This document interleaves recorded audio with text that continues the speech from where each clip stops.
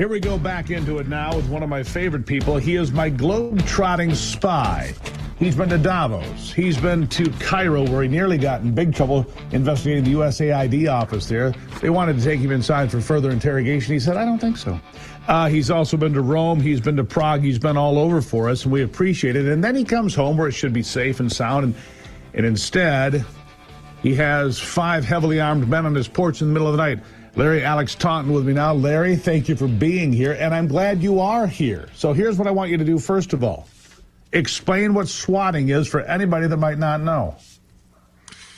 Well, swatting, Steve, is, well, first of all, it's good to be with you. And swatting, Thankfully, it's an attempted assassination by proxy. What is happening are terrorists are using local law enforcement to as essentially as hit squads, and what an individual does is they simply call in a fake distress call on 911. In my case, claiming that there was 3 masked gunmen with rifles shooting everyone inside my home. The person claimed to be inside the home, quote, bleeding out, as they themselves had been shot, and they said, you must come inside the home. And of course, the police arrive at my house, as they would describe it, blacked out, meaning they came in silently. Well, and because they don't know. Darkness. They get a distress call like that, they're coming in to see if they can save a life, right? They don't know what's going on. They've got this horrible thing that's been painted to them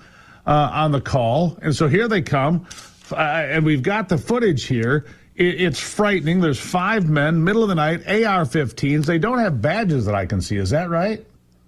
Well, they did have badges, and you only see 3 in these videos, but 2 more guys were on the perimeter of my home. But my cameras have an what shall I say, an infrared quality that gives the impression that they're more illuminated than they were. Now, you got to bear in mind, Steve, I had been alerted by my German Shepherd Ranger something was going on before they were on my deck. Sure. So I was already armed inside the house. I could see them before they could see me. And at one point, you see one of these deputies testing the door to my house. Yeah. And I'm watching this, and I'm thinking I'm about to open fire.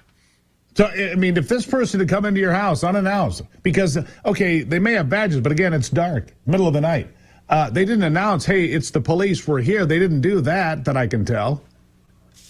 No, they did not do that. And it was the only reason there was an exchange of gunfire, in which I would have lost. You know, I have a Glock 19. There are 5 guys with AR-15s. I happen to see, because you can see them with flashlights. Sure. And I happen to see just a little glimmer of off of what I think is a badge. And then I hear them talking to each other, not exactly whispering, but not loud either. And then I again think I see what might be a uniform. And at that point, you can see in one of these videos, I turn on the light. Fella says, you know, police department, and I say, identify yourselves. Identify yourselves. But I'm still holding my gun. Yeah, and just so people understand, this is how frightening the interconnected world can be. Look, a Google search, somebody who's any good at it can find your address. They can find where you live, and then they call in, use a burner phone. But you get the phone call back to where you think it might have originated, right? No, I haven't done that, but the FBI are now involved. They think that they're doing this. This is being done via sort of proxy networks on Wi-Fi, so it's much easier to hide their originating locations. where? Is it domestic? Is it foreign? We don't know. Don't know yet. I thought you had a better lead on that, so I guess I got. I just check the door. You've got all these people on the porch. They're talking, not loudly, but you can hear them. You think you've seen a glint of a badge. You don't know what to make of it. You're crouched in a position inside your home with Ranger, probably still, you know, a little upset about everything that's going on. How does it come to a happy ending here?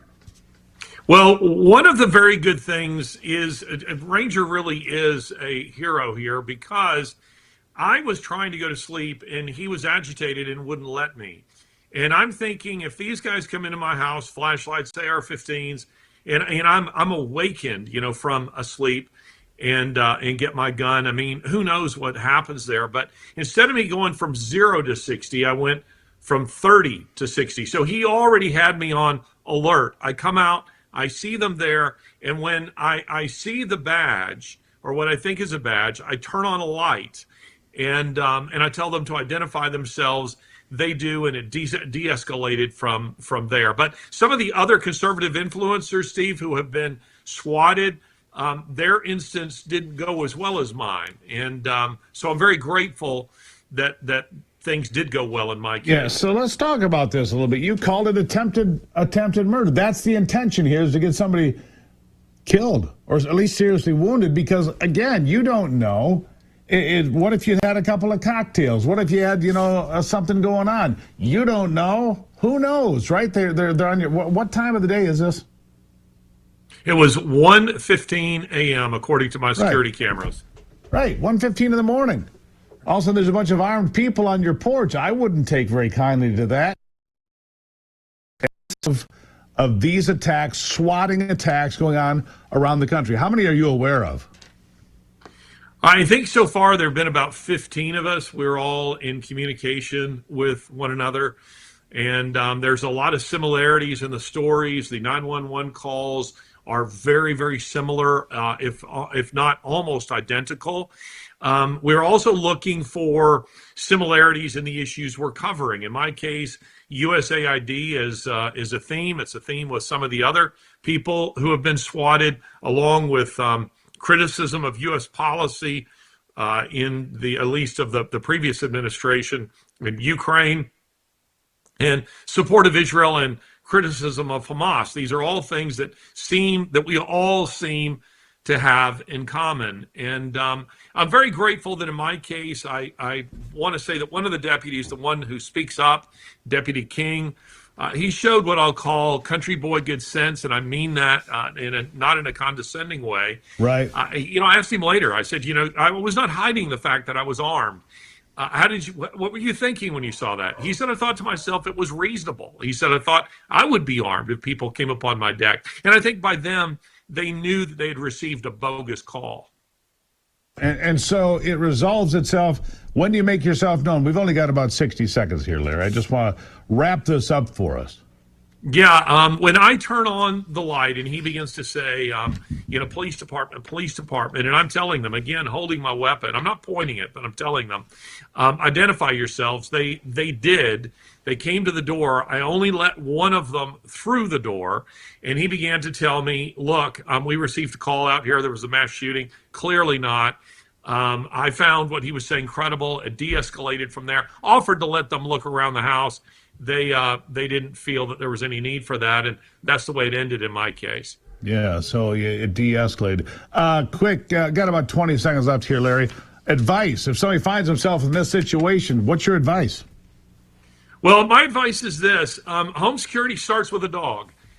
It doesn't have to be a big German Shepherd like mine. It can just be a little yappy thing, but something that alerts you that people are there. I would also say that the Second Amendment is extremely important.